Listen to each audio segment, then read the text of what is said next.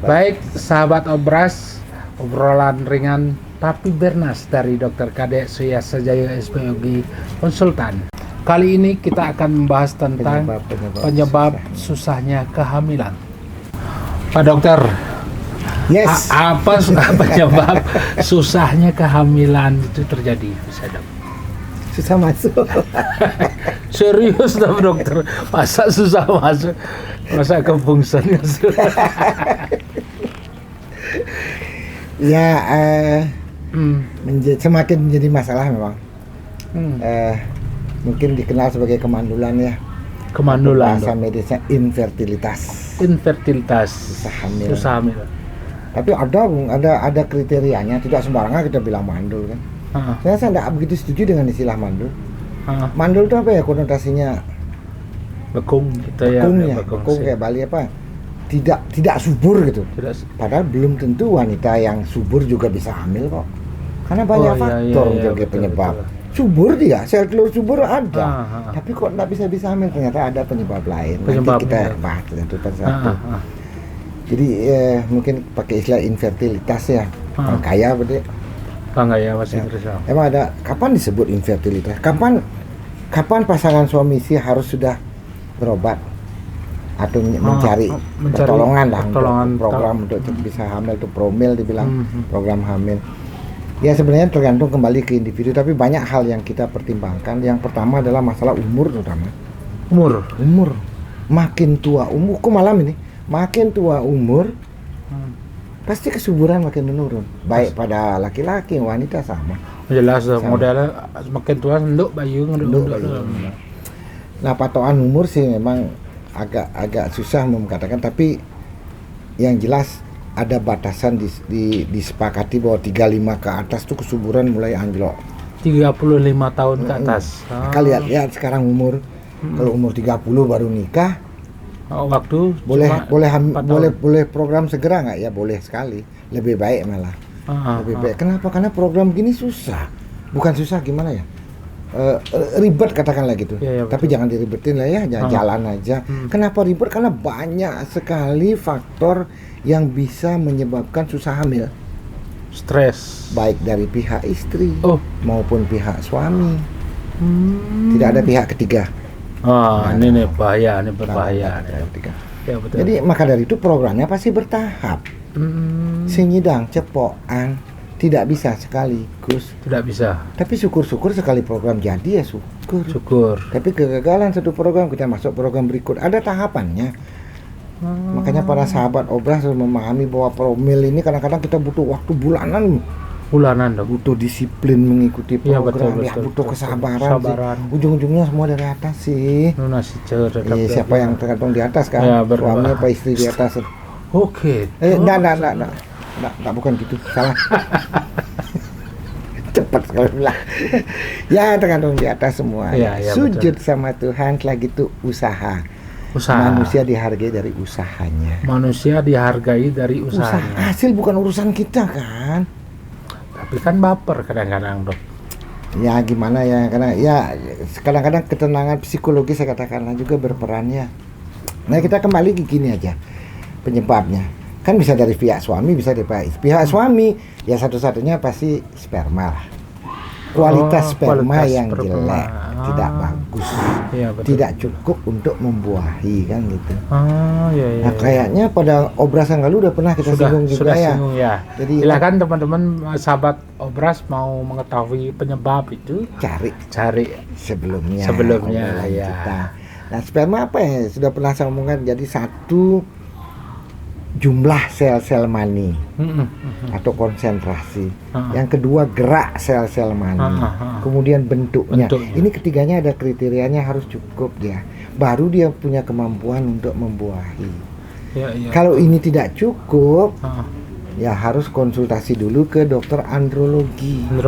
Yang penanganannya bukan oleh saya, tapi sejawat andrologi lah yang untuk urusan sperma dok. Program-program hamil ini kerja tim kita nggak bisa SPOG aja sendirian. Tidak bisa dok. Ada andrologi, bahkan pada bayi tabung ada embryolog yang berperan. Kadang-kadang kita butuhkan dokter bedah urologi. Pada kasus-kasus azoospermia. Gandaan bahasa gitu. Nol spermanya. Nol. Kebrot sperma aja, tapi dilihat di mikroskop sel benihnya nol. Ada kondisi. Tidak ada hidup. Tidak ada sel benih, cairan mani aja ada. Nah ini bisa ada masalah mungkin di pabriknya atau mungkin di saluran keluarnya yang terblok. Maka dari itu biasanya dokter bedah urologi yang mengambil langsung sel mani itu langsung diambil dari pabriknya. Ya. Jadi macam-macam urusan sperma, tapi lebih baik konsultasi ke dokter andrologi biar tidak salah kita membahas yang bukan ranah kita bukan ranah kita ya. Nah kemudian dari pihak wanita yang banyak sekali. Kita dulu keluarin wayang yang dulu. Wayang yang kemarin. Ini dia wayang kita. Kan penyebab pertama bisa sperma yang masuk dari sini yang bermasalah. Cari andrologi. Obatin, beresin. Nah, penyebab dari yang utama aja deh saya omong, kalau detail sekali agak susah. Operasi ini bisa habis nanti. Kita yang ringan yang lucu aja. Yang lucu aja. Dari pihak wanita apa? Yang cukup sering terjadi adalah dari sini dulu deh ya. Ada tumor yang menghambat di sini. Misalnya. Mioma itu tumor jinak pada rahim. Ya kalau tumbuhnya di sini tidak masalah. Kalau tumbuhnya di sini tidak masalah. Kalau tumbuhnya di sini tidak masalah. Tapi kalau tumbuhnya di sini kan bisa menghalangi dia. Ini pasti menghalangi. Ya pasti dong. Orang jalan sempit ini. Ini kan leher rahim ini. Ini leher rahim ini saluran sempit yang kira-kira panjangnya antara 1 sampai 1,5 cm. Tapi kok nyedang masuk nah dok? Itu Tuhan punya urusan, tidak usah kita ngurus. Oke. Ya, pokoknya aja masukin ini sperma sini. Selebihnya urusan Tuhan dah. Ya. Nah, yang cukup sering terjadi adalah gangguan masa subur. Indung telur ini tidak mampu memproduksi sel telur subur. Gangguan hormon biasanya. Hormon dari pihak wanita. Wanita ini kita ngomongin wanita nih. Wanita ya. Laki-laki sudah kita buang tadi. Wanita nih ya. Ini. Nah, yang ya cukup sering juga terjadi adalah gangguan hormon itu. Salah satu contoh aja kegemukan. Noleh. Jangan tersinggung. Ini sih kegemukan kepada wanita. Lama. Pada laki-laki pun bermasalah. Kegemukan bermasalah. Laki-laki gemuk pun kencingnya bisa lama. Kencing berdiri. Kencing lama bisa. Karena kencingnya sebentar, nyari-nyari barangnya lama.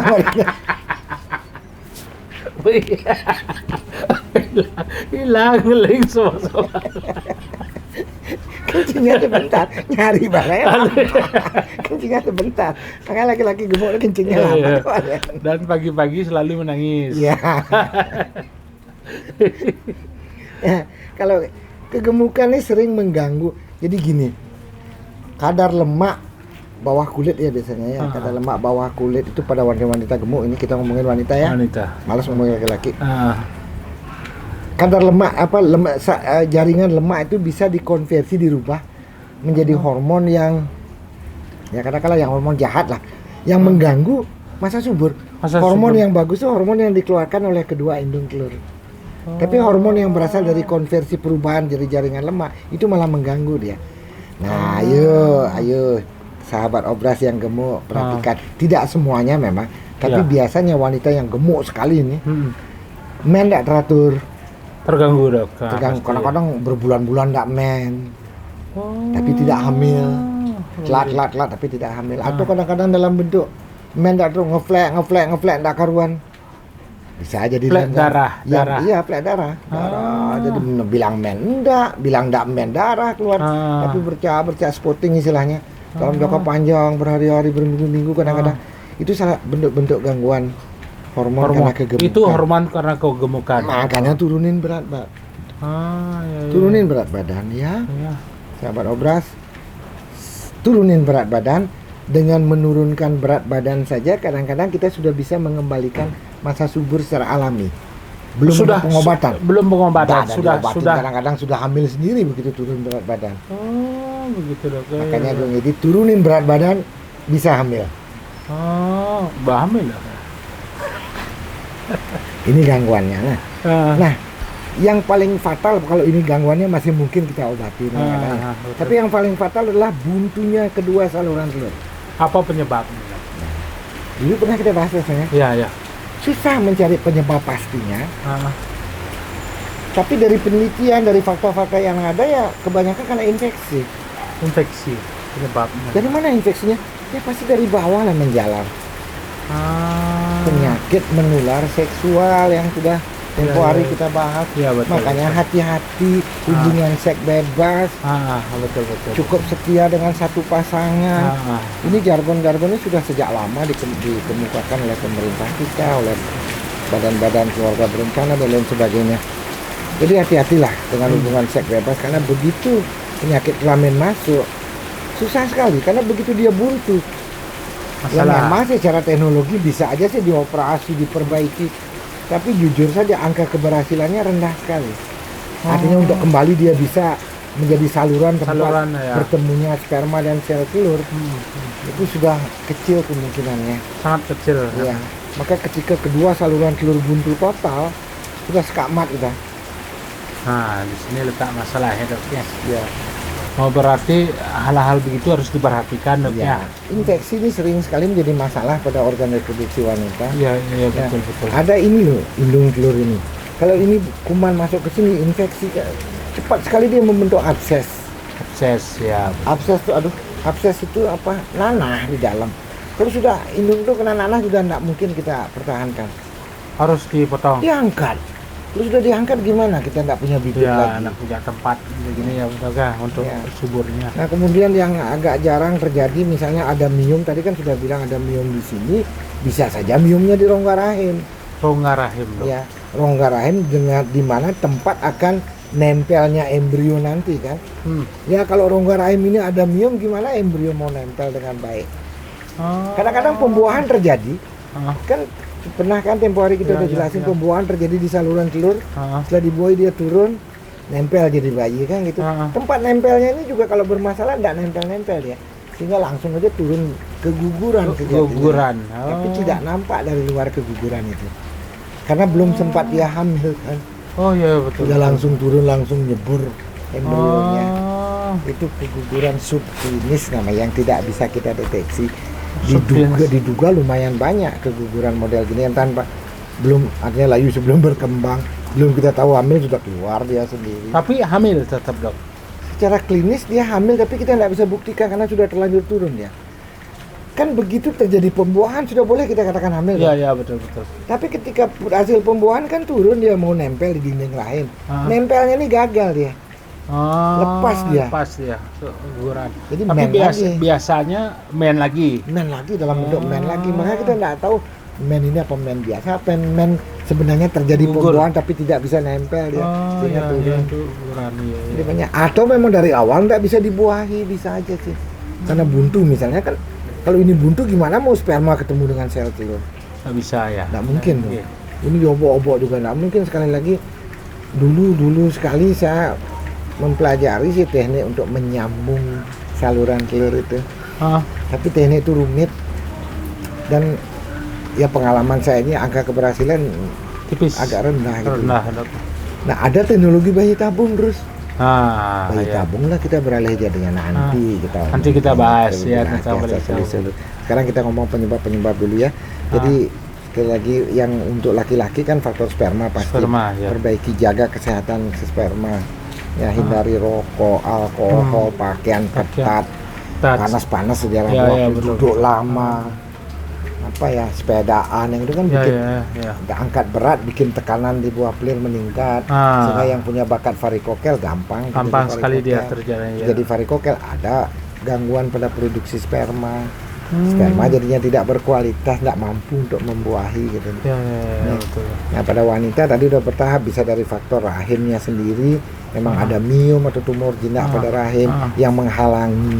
Betul. Kemudian di saluran telur ada buntu saluran telur. Yang ngeselin apa?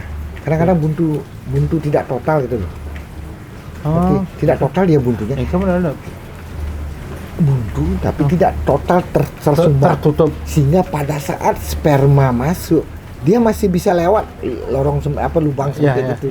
Tapi ketika ketemu dengan sel telur terjadi pembuahan, begitu dia bergabung balik, kan volumenya lebih gede. Begitu dia balik nganceng. Dia. Nganceng itu bahasa Indonesianya apa? Stop. Tersangkut. Tersangkut dia di sini. Dong orang ngaceng gitu. Tersangkut, ya betul. Tersangkut. Karena bentuknya lebih besar sekarang. Dia kan sudah membesar karena sudah bergabung. Dia kan volumenya jadi lebih besar. Ketika balik di sini dia sudah tidak bisa lagi melewati gang sempit itu. Sehingga di sinilah terhenti dia. Di sini dia berkembang kehamilannya. Terus? Maka disebut hamil di luar kandungan. Oh ini hamil di luar kandungan. Hamil di luar kandungan pecah dia jadinya karena ini tempat yang tidak semestinya. Jadi kalau terus berkembang dia kan pecah dia, ini saluran sempit, di gambarnya sih gede kayak gitu tapi sebenarnya ini sempit sekali. Pecah dia, perdarahan, nyeri perut hebat, biasanya pasien shock, pingsan. Ya setelah dioperasi ternyata di sini aja diangkat, potong, ya dipotong. Kadang-kadang itu yang ngeselin, maka buntu aja deh, kalau bagus aja. Bagus sekalian. Kadang-kadang dunia tidak seindah itu, kadang-kadang obstruksi parsial bahasa Balennya. Bahasa Balearisme. Bahasa Balearisme obstruksi parsial, jadi buntu sebagian gitu. Jadi bisa sperma masuk membuai sel telur, balik pulang tidak embrio, volumenya lebih gede, baliknya tidak bisa. Pergi bisa, pulang nggak bisa. Nah ini yang kadang-kadang ancaman juga bagi saluran telur.